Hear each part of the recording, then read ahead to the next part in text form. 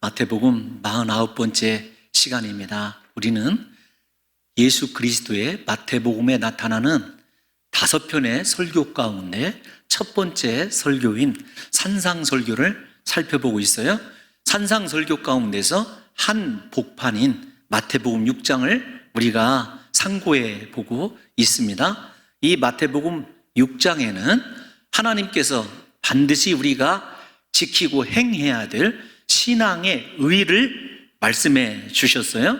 그 신앙의 의는 3가지였습니다. 첫째, 사람에게 행해야 될 의인, 구제에 관하여 주님이 말씀하셨고요. 하나님에게 반드시 행해야 되는 의인, 기도에 관하여 말씀하셨습니다. 그리고 무엇보다도 자기 자신을 절제함으로 하나님과 사람 앞에서 온전한 자로 서기를 원하시는 금식에 관하여, 금식이지만 대표적으로 자기 절제다, 이렇게 말씀을 드렸어요. 우리가 예수 그리스도의 제자라고 한다면 이 3가지 것이 반드시 한 묶음으로 이루어져 있어야 합니다. 다시 말씀을 드리지만 다른 사람을 향하여 의를 행하는 긍휼히 여기는 구제가, 실천적인 구제가 반드시 있어야 되고, 하나님 앞에서 기도하다가 쉬지 않고 지속적으로 하나님 앞에 의를 행해야 되는 기도가 수반이 되어야 되죠. 그 다음에 모든 일을 할 때 하나님 나라의 공동체를 세워가는 데 있어서 가장 중요한 것은 자기 절제입니다. 이 3가지가 우리가 반드시 행해야 될 의라고 주님이 말씀을 하셨어요. 이 3가지의 의를 행하는데 주님께서 정해주신 중요한 법칙이 있습니다. 어떤 거냐면 이 3가지 의를 행할 때 절대 사람에게 보이려고 하지 말아라. 은밀한 중에 보시는 하나님 앞에서 행하라. 그리하면 하나님께서 반드시 보상해 주신다는 거예요. 그래서 신앙생활은 시선을 사람에게 두는 것이 아닙니다. 하나님에게 두는 것과 그 다음에 내가 하나님을 바라보고 하나님만 의식하며 그분 앞에서 행한 의에 대하여 하나님이 반드시 갚아주시고 보상해 주신다는 것을 예수님이 마태복음 6장에서 모든 말의 결론으로 동일하게 주셨다는 것을 생각해 보면, 반복적으로 그 말씀을 주신 것을 생각해 보면 반드시 하나님 앞에서 의를 행한 것에 대하여 하나님이 우리에게 상으로 갚아 주실 줄로 믿습니다. 이 믿음이 있어야 돼요. 이 3가지의 의를 바탕으로 주님께서 이제 하나님과의 어떤 관계와 이웃과의 관계를 구체적으로 실천할 것을 이야기를 하세요. 잘 들으셔야 됩니다. 여기가 이해가 되면 산상설교가 완벽하게 이해가 되거든요. 이런 거예요. 어떤 거냐면, 너 사람에게 의를 행할 때 오른손이 하는 일을 왼손이 모르게 하라, 은밀하게 하라, 이렇게 말씀하셨잖아요. 그런데 오늘 실천적인 영역에서 주님께서 첫 번째로 말씀하시는 것이 무엇에 관한 거냐면 물질에 관한 거예요. 보물에 관한 것입니다. 두 번째 의의가 어떤 것이었죠? 하나님 앞에 기도하는 거예요. 은밀하게 기도하는 인생은 두 번째 실천적인 영역이 무엇이냐면 염려하지 말라는 것입니다. 여러분, 우리가 이제 보물에 대하여, 염려에 대하여, 그다음에 3번째 것이 어떤 것이냐면 자기 자신을 하나님과 공동체를 위하여 절제할 수 있는 사람은 절대로 다른 사람을 비판하지 않습니다. 이 3가지 것을 우리가 배울 거예요. 여러분, 다시 이렇게 매칭을 잘 시켜보세요. 사람에게 구제하는 것, 물질이 있어야 되지 않겠습니까? 나는 물질을, 보화를 하늘에 쌓아두는 사람인가? 예수님께서 이렇게 이 대꾸를 이루고 계셔요. 두 번째, 나는 정말로 하나님 앞에 기도하는 사람인가? 믿음으로 기도하는 사람이 염려할 리가 없죠. 그래서 다음 시간에는 염려에 대해서 우리가 살펴봐요. 자기 자신을 금식까지 하며 생명을 드리는 사람이, 절제할 줄 아는 사람이 공동체에 속하여 있는 다른 형제에 대하여 비판하거나 정죄하는 일을 할 리가 없지 않습니까? 그래서 우리가 마태복음 6장에서도 주님께서 우리에게 가르쳐 주시는 교훈은 하나님과의 경건한 입장에서 의를 행하는 것이 삶의 실천적인 영역에서 이 3가지 것이 반드시 이루어져야 됨을 주님이 설명하고 계세요. 그러면 일단 다시 오래되었지만 생각을 해보십시다. 예수님께서 마태복음 5장 산상설교 처음에서 율법을 완성하러 오셨을 때 율법의 정의와 그 다음에 율법의 본질적인 의미를 가르쳐 주시면서 우리 기독교인의 삶은 동기가 훨씬 중요하다라고 하는 것을 6가지로 가르쳐 주셨어요. 댁에 들어가셔서 마태복음 5장을 읽어보세요. 그 다음에 오늘 마태복음 6장에서도 주님이 의에 관하여 6가지로 말씀해 주고 있어요. 여기까지 이해가 되시죠? 그 다음에 우리가 지난 시간에 살펴봤던 주기도문도 6가지 간구로 이루어져 있어요. 이 마태복음이 유대인의 공동체에게 쓰여졌다는 것을 생각해 보시면, 하나님께서 6일 동안에 천지를 창조하셨듯이 예수 그리스도께서 자신의 제자된 자들에게 새로운 공동체를 창조해 가시기를 원하시고, 그 새로운 공동체를 창조할 때 반드시 그리스도의 제자된 우리에게 있어야 될 것들이 어떤 것인지를 가르쳐주고 있다라고 하는 것을 우리가 숫자적으로만 구분을 해봐도 분명하게 이해할 수 있다라는 것을 아시게 될 거예요. 그래서 오늘 우리 사랑하는 성도 여러분들과 제가 사람에게 행해야 될 의의 문제에 있어서 가장 결정적인 방해거리인 물질에 관해서 우리가 생각해 보는 거예요. 반드시 구제와 물질이 있어야 되지만 우리에게 하나님과의 관계에서는 성공을 합니다. 그래, 구제해야 되지. 그래, 기도해야 돼. 그래, 나의 자신을 절제해야 돼. 알기는 아는데 실천적인 영역에서 정말로 여러분 보화를 하늘에 쌓고 계십니까? 여러분 아무런 염려 없이 계속해서 기도하고 있습니까?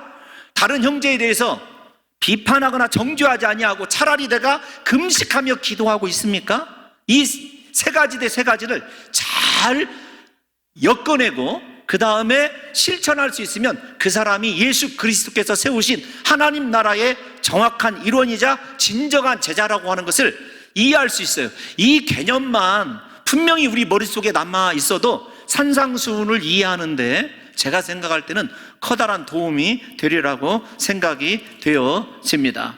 여러분, 우리는 그래서 먼저 사람과의 관계에 의한 의를 완전히 세우기 위하여 우리에게 보물을, 땅에 있는 보물을 주의할 수 있는 그런 믿음의 경각심이 필요하죠.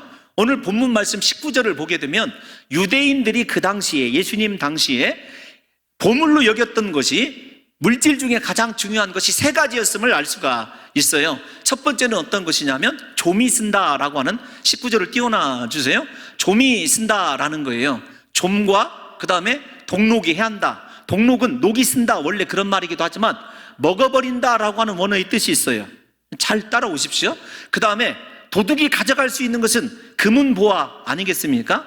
저 예수님께서 이것들 때문에 땅에 쌓아두면 없어진다라고 하는 것을 생각해 보면 좀이 먹는 것은 무엇일까요? 우리가 잘 아는 대로 의복입니다. 유대인들에게 겉옷은 집 다음에 재산 목록 순위에 2순위에 해당한다 말씀을 드렸어요. 그래서 우리가 잘 아는 대로 모세오경에 보면, 정확히 레위기에 보면 이런 말이 나와 있습니다. 가난한 자의 겉옷을 너희가 저당 잡았거든 해지기 전에 돌려줘라. 왜냐하면 가난한 사람들은 입고 다니면 옷이지만 저녁에 그것을 추위가 닥쳐봤을 때, 기온이 떨어졌을 때 덮으면 의복이기 때문에 그래요. 그러니까 여러분 얼마나 중요하겠습니까? 먼저 의가 나왔네요. 그 다음에 동록 앞에서 설명해 드렸어요. 먹어버리는 거예요. 어느 때든지 곡식이 필요한 것 아니겠어요? 그래서 곡식을 그들은 보관을 했어요.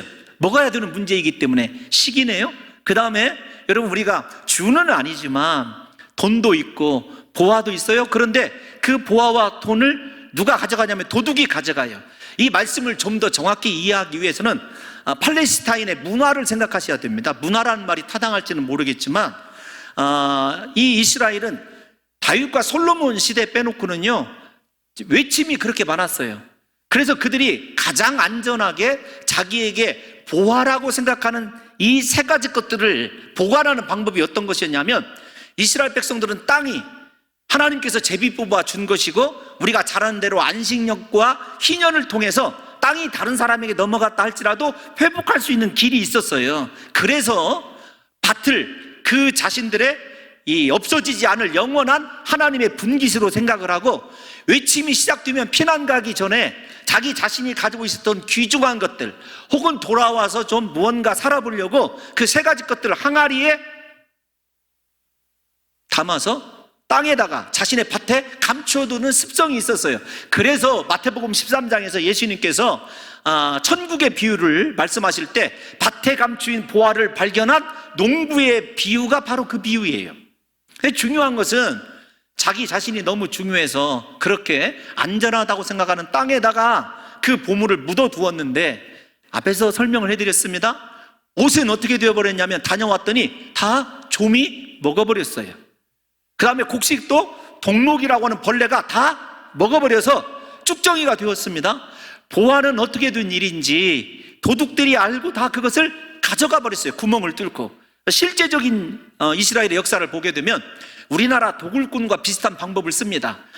전쟁이 일어나면 가난한 자들은 목숨을 걸고 도망가지 않습니다. 다만 부잣집 밭을 눈여겨보았다가 토지의 색깔이 달라졌거나 혹은 제가 도굴꾼 이야기를 해서 죄송합니다. 목사 이런 안 좋은 예를 드는 걸 보면 제가 참 깝깝해요. 제 자신 스스로를 생각할 때 여러분 이 쇠꼬챙이 같은 걸로 땅을 이렇게 찔러보고 다닙니다. 그래서 덜커덩 걸리는 부분을 발견을 하고 가져가게 되는 거죠. 가난한 자들은 어차피 이렇게 살아가나 저렇게 살아가나 죽음이 눈앞에 기다리고 있으니까 오히려 전쟁 중에서 무언가 한몫을 잡아보겠다고 그렇게 생각하는 사람이 있었어요. 그래서 예수님이 얘기하는 건 어떤 것이냐면 땅에 묻어둔 보물은 하나도 남김없이 다 사라진다는 거예요. 어떤 미생물에 의해서이든지 도둑의 사람에 의해서든지. 그러니까 무슨 말입니까? 절대로 땅에다가 보물을 둘 생각을 하지 말으라고 주님께서 경고하신 것이에요. 그러면서 주님이 뭐라고 말씀하시냐면 오직 너희를 위하여 보물을 하늘에 쌓아두라. 땅에 쌓아두지 말라고 하는 이유는 충분히 설명을 해드렸어요. 오직 너희를 보물을 하늘에 쌓아두래요. 그래서 잘 보십시오. 쌓아두는 장소가 문제이지 보물, 물질을 소유하는 것은 문제가 아니라는 것을 예수님께서 우리에게 암시해주고 있어요. 우리가 여러분 경건하게 살아간다고, 나는 정말 예수님처럼 살아가겠다고 가난을 자초하는 성도는 어리석은 사람이에요. 예수 그리스도께서는 반드시 우리에게 물질이 있어야 되고 그 물질을 통해서 하나님께 영광 돌려야 될 것을 이미 말씀하셨어요. 얼마 후에 같이 또 살펴보겠으니까 일단 마태복음 6장 32절을 한번 읽어보겠습니다. 시작. 이는 다 이방인들이 구하는 것이라 너희 하늘 아버지께서 이 모든 것이 너희에게 있어야 할 줄을 아시느니라. 아멘. 이방인들이 구하는 것이 무엇이죠? 물질입니다. 돈이에요. 그걸 우리에게 있어야 될 줄 누가 아신다고요? 하나님이 아시고 하나님이 물질의 소유를 인정하고 있어요. 그러니까 돈이나 물질을 이야기하는 저를요 세속적이라고 얘기해서도 안 되고, 우리 사랑하는 성도 여러분들이 물질은 부정하다 이렇게 생각하면 안 됩니다. 금욕주의 절대로 안 돼요. 하나님께서 우리에게 원하시는 것은요, 물질에 대한 우리의 태도는요 무소유가 아닙니다. 그러니까 무소유는요 던져버리세요. 소유가 있어야 돼요. 사랑하는 성도 여러분, 이 물질에 대해서 부정적인 생각을 하시고 금욕생활과 더불어 나는 가난하게 청빈하게 살아야 되겠다, 그거 다른 사람에게 끼치는 민폐입니다. 절대로 그래서는 안 돼요. 물질은 하나님께서 우리에게 축복의 한 방편으로 주신 것들입니다. 예를 들면 아브라함과 이삭과 그 다음에 야곱이 그 시대가 감당하지 못할 거부였다는 것 성경이 증명해주고 있지 않습니까? 다윗이 아브라함의 영토를 회복하고 수많은 나라들로부터 조공을 받았어요. 성경 곳곳에 보면 네가 말씀대로 살아가면, 나를 목적 삼아 살아가면 하나님께서 이스라엘 백성들에게 축복해 주실 것을 얼마나 많이 약속해 놓은지 몰라요. 대표적으로 신명기 8장을 읽어보십시오. 네가 다른 사람들에게 꾸어줄진저 너는 다른 사람에게 꾸이는 자가 되지 않으리라. 그래서 저는 이런 사고를 가지고 있어요. 목사임에도 불구하고 하나님을 잘 섬기면 물질의 복을 하나님이 주신다. 이게 제 믿음입니다. 그래서 저는 제자훈련 시간에 우리 제자들에게 이렇게도 제자반 수업에 참석하는 성도님들에게 이렇게도 가르쳐 드렸습니다. 어떻게 가르쳤냐면, 제가 볼 때 성경을 압축해서 보면 주일 성수와 11조만 제대로 해도 하나님께서 복을 쌓을 곳이 없도록 부어주십디다 라고 하는 게 제 가치관이에요. 그러므로 예수님은 물질 소유를 금하신 것이 예수님의 말씀이 아니에요. 소유한 그 물질을 무엇을 위해 사용하는가라고 하는 것이 문제입니다. 곧 그 사람의 물질이 땅을 위한 것이냐 하늘을 위한 것이냐, 용도에 관한 가르침이라는 것을 우리가 이 본문을 통해서 분명하게 아셔야 돼요. 물질은 우리 삶의 유지와 생활의 수단입니다. 게다가 하나님의 일을 할 수 있는 단단한 토대예요.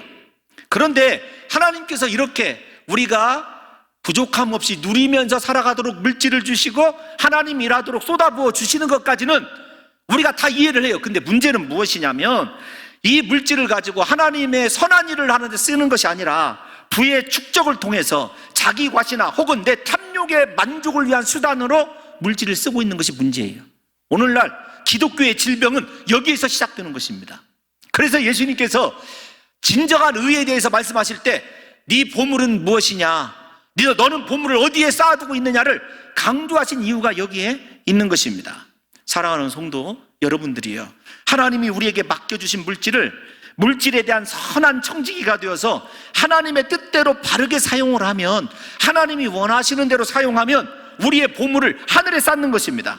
그러나 하나님이 우리에게 맡겨주신 것들을 우리의 욕심을 따라 이기적인 목적으로 나만을 위해서 쌓아둔다면, 혹은 내 자신을 위해서 사용하고 있다고 한다면 그건 보물을 땅에 쌓아두는 삶이라고 이야기할 수 있습니다.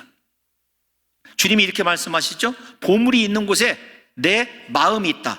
이 말을 달리 해석해 보면, 물질을 사용하는 것을 보면 그 사람의 마음이 하나님께 있는지 자기 자신에게 있는지, 혹은 물질을 쓰는 것을 보면 그 물질이 하나님께 속한 것임을 인정하는 것인지 아니면 자기에게 속한 것임을 인정하는 것인지가 드러나요. 다시 말씀을 드립니다. 여러분들이 돈을 쓰는 것을 보면 여러분의 마음이 어디에 있는가가 분명히 드러납니다. 이거 제 말이 아니라 성경 말씀이잖아요. 예수님의 가르침이지 않습니까? 여러분, 물질을 어디에 사용하십니까? 이렇게 한번 생각을 해볼까요?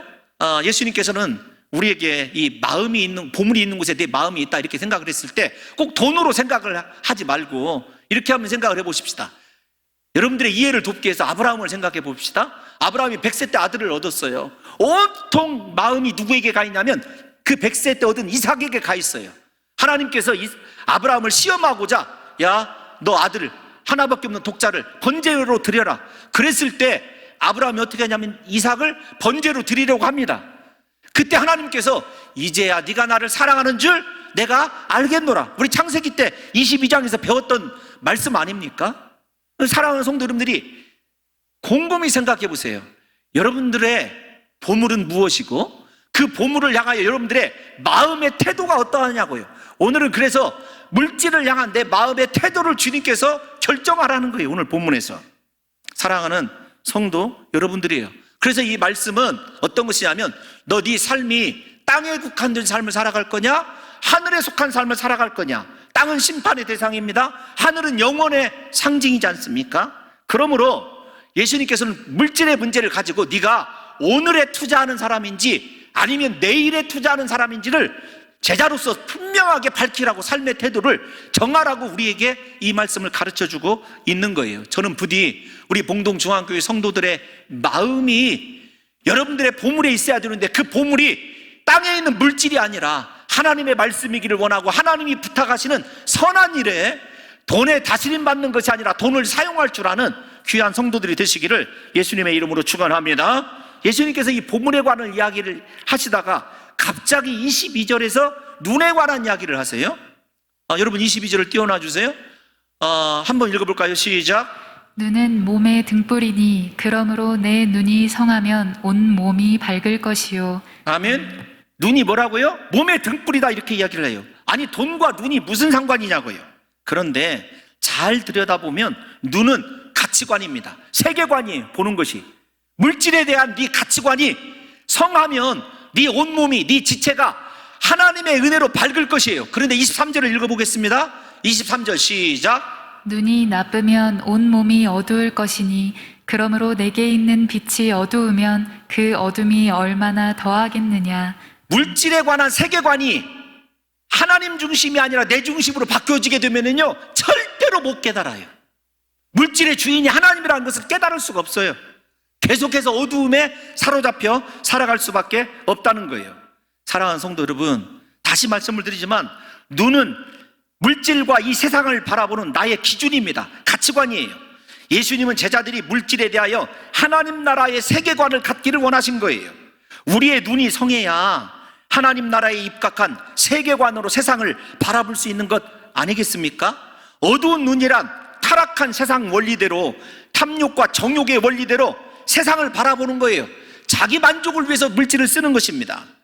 그런데 교회사에 등장하는 수많은 주님의 제자들이 세상 것을 버리고 십자가 고난의 길을 걸을 수 있었던 것은요, 다른 사람과 바라보는 눈이 달랐기 때문에 그래요. 특별히 물질을 바라보는 눈이 달랐기 때문에 그래요.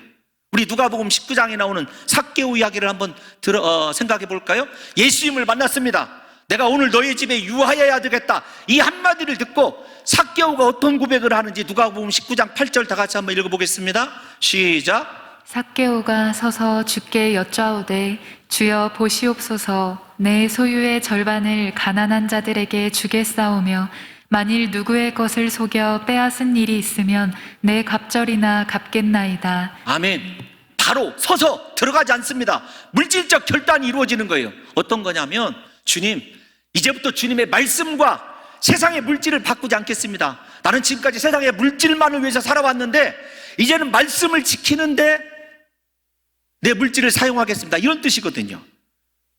주인이 바뀌었어요. 삭개오의 주인이. 돈이 주인이었던 사람이 하나님의 말씀이 주인 되는 삶이 바뀌게 되는 거죠. 사랑하는 성도 여러분, 삭개오의 세계관에 혁명이 일어난 것입니다. 지금까지는 재물만을 추구하고 살아왔던 그가 예수님을 만나고 하늘의 보화 쌓는 법을 발견하게 된 거죠. 삭개오만 그럴까요? 우리가 잘 아는 사도 바울을 생각해 보십시오. 빌립보서 2장에서 보면 그는 예수님을 만나고 나서 이 세상 것을 바라보는 눈이 달라졌어요. 그가 가졌던 엘리트 의식, 그가 가지고 있었던 로마 시민권, 그가 가지고 있었던 히브리인 중에 히브리인이라고 하는 자신의 명예, 자신의 영적인 유산, 다 무엇으로 여겼냐면, 원어 성경을 그대로 말씀드리면 똥으로 여겼습니다. 그리고 그에게 귀중한 것이 생겼어요. 무엇이냐면 예수 그리스도를 아는 지식이 가장 고상하도다. 나는 오직 십자가와 그리스도 예수의 복음밖에는 아는 것을 원치 아니하노라. 예수님 만나면 세계관이 달라져요. 보는 눈이 달라진다니까요. 여러분의 눈은 지금 어디를 향하고 있습니까? 하나님이 여러분에게 맡겨주신 사명에 향하고, 하나님께서 내 안에 찾아오셔서 구원의 감격을 통하여 주신 은혜를 향하여 시선이 향하고 있습니까? 아니면 아직도 세상의 물질, 세상에서 성공, 좀 더 좋은 집, 좀 더 좋은 차에 여러분의 시선이 향하고 있느냐고요. 눈이 달라져야 되는 거죠. 돈은요, 사람의 눈을 어둡게 하는 특성을 가지고 있어요. 돈을 사랑하면 영혼의 눈이 어두워집니다. 판단력이 흐려져요. 그래서 돈이 하나님 되는 역사가 일어나기 때문에 24절에서 예수님께서 주인 이야기도 하시는 거예요.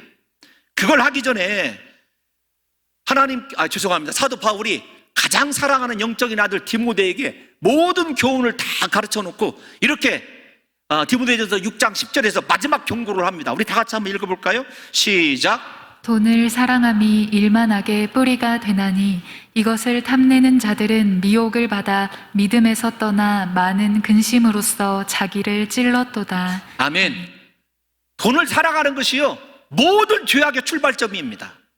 우리에게 돈을 사랑하는 대상이 아니에요. 하나님을 사랑해야 되고 돈은 써야 되는 대상입니다. 다스려야 되는 대상이에요. 그래서 우리 냉정하게 오늘 생각해 보자고요. 저와 여러분들이 돈을 사랑하고 있는지, 돈이 여러분을 사랑하고 있는지 한번 생각해 보자고요. 근데 갑자기 제가 설교를 멈춘 이유는 저도 돈을 좋아하거든요. 그런데 사랑하지는 않습니다. 일단 이렇게 생각해 볼까요? 6장 10절 띄워놔 주셔야 돼요. 돈을 사랑하면 우리에게서 일어나는 영적인 현상이 있습니다. 하나는 무엇이냐면 6장 10절을 다시 띄워놔 주세요. 디모데전서. 믿음이 절대로 온전해질 수 없어요. 믿음에서 떠나게 되어 있습니다. 반드시 신앙에서 떠나게 되어 있어요. 멀어지게 되어 있어요. 아닙니다, 목사님. 나 돈 많이 벌고도 주의를 지키고 있어요. 천만의 말씀입니다. 하나님의 말씀을 비진리로 바꾸지 마십시오.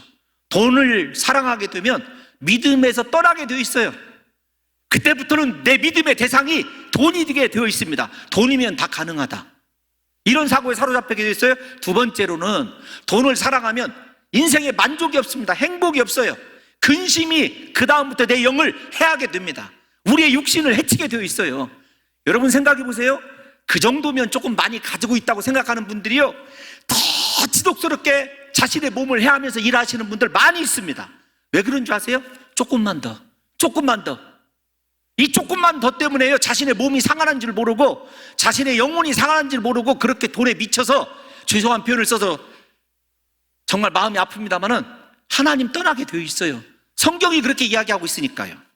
그래서 예수님께서 제자들에게 말세에 관한 말씀을 하실 때, 제자들을 경고하실 때 이런 말씀을 하셔요. 누가복음 18장 8절 보겠습니다. 끝에 부분, 그러나 인자가 올 때, 시작. 그러나 인자가 올 때에 세상에서 믿음을 보겠느냐 하시니라. 아멘. 물질 만능주의의 시대에 하나님을 믿는 사람들이 많아지는 것이 아니라 돈을 하나님 삼는 사람들이 많아진다는 거예요. 믿음에서 떠나는 사람들이 너무나 많아진다는 것입니다. 여기만 그런 건 줄 아십니까? 우리 누가복음 22장 32절도 한번 읽어보겠습니다. 시작. 그러나 내가 너를 위하여 내 믿음이 떨어지지 않기를 기도하였노니. 아멘. 오죽하면 예수님께서 제자들에게 내가 지금 기도하고 있다. 그런데 뭘 기도하고 있어요? 네 믿음이 떨어지지 않기를 기도하고 있다. 사랑하는 성도 여러분, 돈을 사랑하면서부터 시작해서 우리 안에서 믿음이 떨어져 갈 걸, 물질 만능주의를 살아가는 우리 시대를 위하여 예수님께서 이 말씀을 경고하고 계시다는 것을 잊어서는 안 된다는 거예요. 부디 저는 오늘 이 예배를 통하여 이 시대에 진정 나는 하나님을 나의 하나님으로 온전히 섬기고 따르고 있는 믿음의 사람입니다. 나는 돈을 다스릴 줄 아는 사람입니다. 이렇게 선포하는 믿음의 역사가 일어나기를 소원하는 거예요. 마지막 24절을 한번 읽어볼까요? 본문 24절 시작. 한 사람이 두 주인을 섬기지 못할 것이니 혹 이를 미워하고 저를 사랑하거나 혹 이를 중히 여기고 저를 경히 여김이라. 너희가 하나님과 재물을 겸하여 섬기지 못하느니라. 이 말씀의 중요한 특징은 누가 너의 진짜 주인인가 선택하라는 거예요. 원래 예수님 시대에는 주인이 종을 선택하는 것이지 종이 주인을 선택할 수 없어요. 그런데 제자들에게는 혁명적인 말씀을 하십니다. 야, 네가 적어도 하나님과 돈 사이에서 선택을 해야 된다는 거예요. 그러면서 예수님께서 못을 박았습니다. 하나님과 재물을 겸하여 섬기지 못한다. 단호한 말씀으로 여겨지지 않으십니까? 재물과 하나님을 겸하여 섬기는 타협적인 신앙을 경계하신 거예요. 사실 우리가, 여러분 한번 이렇게 묻겠습니다. 나는 신앙생활 하는데 행복하다, 나는 예수 믿는 게 너무 감사하고 행복하다, 이렇게 여겨지십니까? 왜 행복을 신앙생활 하면서 여기지 못하느냐, 왜 만족을 못 느끼느냐 라고 하는 것에 대해서 대부분의 신학자들이 동의하는 것이 무엇이냐면 하나님과 물질 양다리를 걸치고 있기 때문이다, 이렇게 이야기를 하고 있어요. 그런 것 같아요. 여러분, 예수를 믿고 있음에도 불구하고 어디 가든지 기독교인들이 겪는 두 가지 병이 있습니다. 하나는 부담감이에요. 부담감. 하나는 어디 가든지 부담감이 있어요. 두 번째로는 조급함이 있습니다. 왜 부담감과 조급함이 이 시대를 살아가는 성도들의 특징이냐면, 질병이냐면, 부담감은 내가 말씀대로 살아야 되는데, 내가 새벽 예배도 해야 되는데, 내가 다시 기도해야 되는데, 적어도 오늘 본문을 보면 구제도 하고 기도도 하고 내 자신을 절제해야 되는데, 머리로는 알아요. 그래서 부담감이 있어요. 세상에서 열심히 일하면서도 부담감이 있어요. 반대로 세상으로 나가보면 어떤 것이 있냐면 조급함이 생깁니다. 내가 하나님을 믿고 기다리고 있는데 하나님이 과연 나를 축복하실까? 아니, 내 옆에 사는 사람은 어느새 나하고 똑같이 출발한 것 같은데 집도 바뀌고 살아가는 환경이 바뀌고 모든 것이 바뀌어요. 그러니까 어떻게 되냐면 하나님을 신뢰하지 못해서 조급함이 생겨요. 여러분 그렇지 않던가요? 아니, 그런 눈으로 저를 심각하게 째려보실 필요는 없으시고요, 곰곰이 생각해 보세요. 어디 가든지 부담감, 교회에서는 부담감이 있어요. 세상에 나가면 조급함이 있습니다. 그러니까 행복할 리가 없죠. 그런데 한심만 섬긴다면요 자유가 임하기 시작합니다. 이런 면에서 보면 하나님을 섬기지 않는 세상 사람들이 훨씬 더 자유스럽고 행복하게 살아갈 수 있어요. 왜냐하면 그들은 하나님에 대하여 아무런 부담을 느낄 수 없기 때문에 그렇죠. 근데 우리는 그렇잖아요. 앞에서 말씀드린 대로 하나님도 말씀대로 잘 섬기고 싶고 돈도 좀 가졌으면 좋겠고. 할렐루야. 돈을 많이 가질지어다.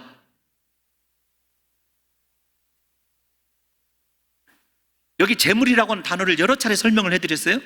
아람어로 만몬입니다. 만몬은 우리가 잘 아는 대로 한마디로 얘기하면 돈 귀신, 그런 뜻이에요. 사복음서에서 예수님이 돈을 얘기하실 때는요, 돈이라고 얘기하지 않으시고 반드시 돈귀신 이렇게 붙여서 얘기했어요. 왜 그러냐면 만몬이라고 하는 단어의 뜻이 어떤 뜻이냐면 내 자신을 위탁한다, 그런 뜻입니다. 또 하나는 어떤 사람의 감독하에 둔다, 이런 뜻이에요.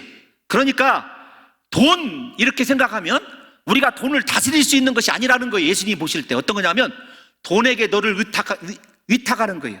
돈에게 내 인생을 맡기는 겁니다.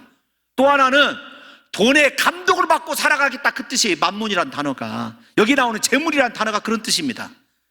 그러니까 돈을 다스리지 못하면 나는 돈에게 다스림 받을 수밖에 없고, 나는 인생을 하나님께 의탁한 사람이 아니라 돈에게 의탁한 사람으로 전락할 수밖에 없어요.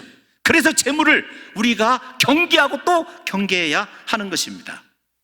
돈은 우리를 자신의 노예로 만드는 귀신이에요. 그래서 예수님이 반드시 돈 귀신이라고 그렇게 성경에서 얘기하고 하셨다는 것을 명심하셔야 됩니다. 그래서 이 돈 귀신은 우리로 하여금 재물이 수단이 아니다, 네 삶의 목적이어야 된다, 그렇게 얘기를 해요. 그런데 하나님은 재물은 네 삶의 목적이 아니라 수단이 되어야 된다고 말씀을 하고 계신 거죠. 앞에서 제가 말씀드렸지 않습니까? 하나님께서 우리에게 돈이 있어야 되는 것을 알고 계셔요. 우리가 부자가 되기를 원하십니다. 그러나 그 주신 돈을 가지고 내가 무엇을 위하여 돈을 쓰고 있느냐에 따라서 내가 돈에게 다스림받는 돈귀신을 섬기는 사람이냐, 하나님을 섬기는 사람이냐가 판명된다는 거예요. 사랑하는 성도 여러분, 예수님께서 비유에서 어떻게 말씀하셨죠? 마태복음 13장 천국의 비유에서 가시덤불에 떨어진 씨를 얘기할 때 재물의 유혹 때문에 말씀이 자라나지 못하는 거예요. 돈에게 신경 쓰이고 돈에게 사로잡혀 있으면요, 그 어떤 사람도 예배 시간에 이렇게 거룩하게 앉아있는 것 같지만 하나님의 말씀대로 살아갈 수가 없어요. 하나님의 말씀이 진리 아닙니까? 그래서 사도 바울이 디모데전서에서 또다시 돈에 관해서 얘기할 때 이렇게 결론을 내요. 디모데전서 한 절씩 읽어보겠습니다. 6장 17절 한번 읽어보겠습니다. 시작. 내가 이 세대에서 부한 자들을 명하여 마음을 높이지 말고 정함이 없는 재물에 소망을 두지 말고 오직 우리에게 모든 것을 후히 주사 누리게 하시는 하나님께 두며. 여러분, 돈이 있으면은요 마음이 높아집니다. 교만해져요. 그렇지 않습니까? 사실 다른 사람을 깔보게 되고 업신여기게 됩니다. 그러면서 정함이 없는 재물을 섬기지 말으래요. 소망을 두지 말으래요. 중요한 말이 나와요. 오직 우리에게 모든 것을 후히 주사 누리게 하신 하나님, 저는 여러분들을 축복하고 싶습니다. 하나님께서요 우리 사랑하는 성도 여러분들에게 후히 주실 줄로 믿습니다. 누리게 하실 줄로 믿습니다. 그런데 그 누리게 하신 하나님이 내 소망이냐는 거죠. 그러기 위해서 18절을 읽어보면, 자 시작. 선을 행하고 선한 사업을 많이 하고 나누어 주기를 좋아하며 너그러운 자가 되게 하라. 후히 주시고 누리게 하시는 하나님을 섬기는 사람은요 언제나 선을 행합니다. 선한 사업을요 한 번 하고 마는 것이 아니에요. 내가 지난날에 미얀마 선교를 위해서 내가 이만큼 했어, 이것이면 되지, 아닙니다. 하나님은 뭐라고요? 성경은 진리예요. 많이 하라는 거예요. 선을 행하라는 것은요 한 번을 얘기하는 것이 아닙니다. 현재형이기 때문에 계속해서 선을 행하라는 말이에요. 나누어 주기를 좋아하고 너그러운 자가 되게 하라는 것입니다. 사랑하는 성도 여러분, 제가 일부 때도 시간이 갈까봐 말씀을 제대로 못 드렸거든요. 그러나 드렸어요. 여러분들에게도 한번 드리고 싶은 말을 마음이 제가 있습니다. 설교는 조금 길어질 거예요. 저는 우리 성도님들 앞에서, 특별히 우리 장로님들 앞에서 물질에 관해서 조금 초월하고 살아가기를 원하는 목사입니다. 그대로 살아가는지는 모르겠지만, 그러니까 여러 선교사님들 혹은 목회자들이 많이 도움을 청해요. 도움을 청하는 것 중에 저의 심부름을 많이 해주시는 집사님이 계십니다. 필요한 것들이 많이 있죠. 근데 저 자신은 제가 이번 당위 때도 장로님들께 말씀드린 것이 있었어요. 좀 하나님께 제가 뿔난 장면이 있었습니다. 왜 그러냐면 저는 제가 정말 갖고 싶은 것을 2년 동안 기도해서 겨우 누군가를 하나님 통해서 주셨거든요. 그런데 이제 어느 분이 필요한 것이 생겨서 하나님께 2주일째 기도를 하고 있었어요. 하나님 이게 그 목회자에게 필요한데 어떻게 할까요? 목요일날 저녁 때입니다. 전화가 왔어요. 어느 집사님에게. 사실은 제가 어느 분을 목적을 두고 기도를 했었어요. 그런데 어느 분이 전화가 왔어요. 어느 집사님이, 목사님 차 한 잔 따르는데 목사님이 생각이 나고 목사님 도대체 무엇 때문에 고민하고 근심하는지를 물어보고 싶어요. 제가 그래서 제가 얘기를 안 했습니다. 그랬더니 끝까지 아니 저에게까지 이러실 필요는 없잖아요. 그래서 제가 말씀을 드렸습니다. 큰 돈이 필요하다. 큰 돈이 얼마냐? 160에서 170이 필요하다. 엄청난 돈 아닙니까? 그 목회자는 2주일 만에 노트북이 생기더라고요. 저는 2년 걸렸어요. 기도하고. 거기서 제가 뿔이 난 거예요. 다른 사람을 섬기고 선교사들이 필요하다는 걸 하나님이 누구를 통해서든 즉시 주시는데, 제가 그 집사님에게 이번 주 말씀과 딱 맞아서 여러분들에게 엄청나게 마음에 상처가 되고 부담이 되는 설교일지 모르겠지만, 하나님 하늘의 보화를 쌓아두는 저 집사님을 축복해달라고. 그날은 제가 기도를 7시에 내려와서 했어요. 여러분 영화 쉰들러 리스트 아시죠? 오스카 쉰들러는요, 히틀러 만행 앞에서 유대인들을 구출하기 위해서 자신의 모든 것을 희생한 사람입니다.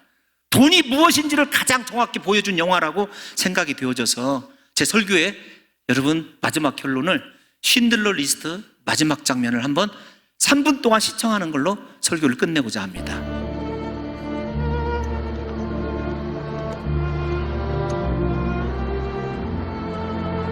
It's Hebrew from the Talmud. It says, whoever saves one life saves the world entire.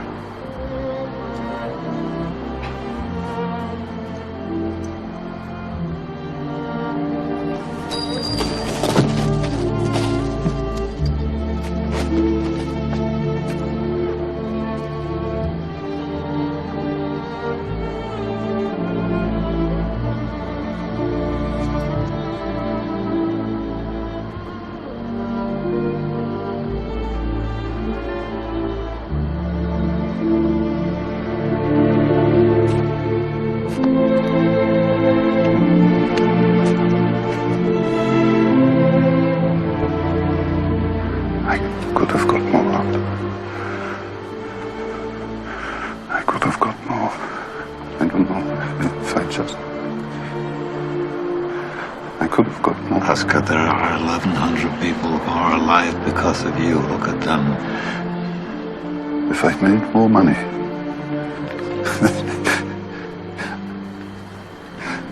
I threw away so much money. You have no idea. If I just... There will be generations because of what you did. I didn't do enough. You did so much.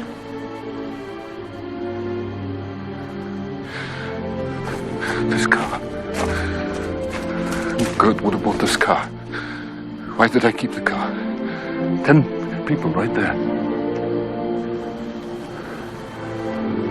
10 people. 10 more people. This pin. 2 people. This is gold. 2 more people. He would have given me 2 for it. At least 1. He would have given me 1. 1 more. 1 more person. Person stand for this. I could have got 1 more person. And I didn't. I didn't.